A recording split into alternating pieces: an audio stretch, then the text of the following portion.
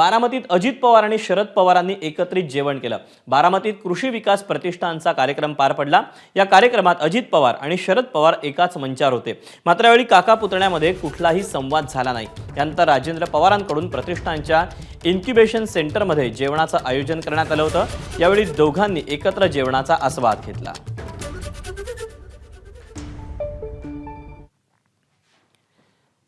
दरम्यान या सगळ्याबाबत सुप्रिया सुळेंनी काय प्रतिक्रिया दिली ती पाहूया।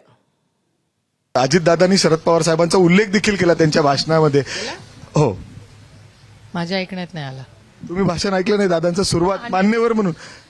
हा, तेवढाच उल्लेख केला, बाकीचा केलेला मी तरी ऐकला नाही। सुरुवातीला प्रोटोकॉल म्हणून केला असेल, पण संपूर्ण भाषणात काही केलेला माझ्या तरी ऐकण्यात नाही आला। साहेब कधीच नाराज नसतात। ही साहेबांची सगळ्यात मोठी ताकद आहे। साहेब कधी चिडत नाहीत आणि कधी नाराज नाही। एकतर मी सगळ्यांचीच बोलते। मी असं एकही व्यक्ती या जगात नाही ज्याच्याशी मी स्वतःहून बोलत नाही।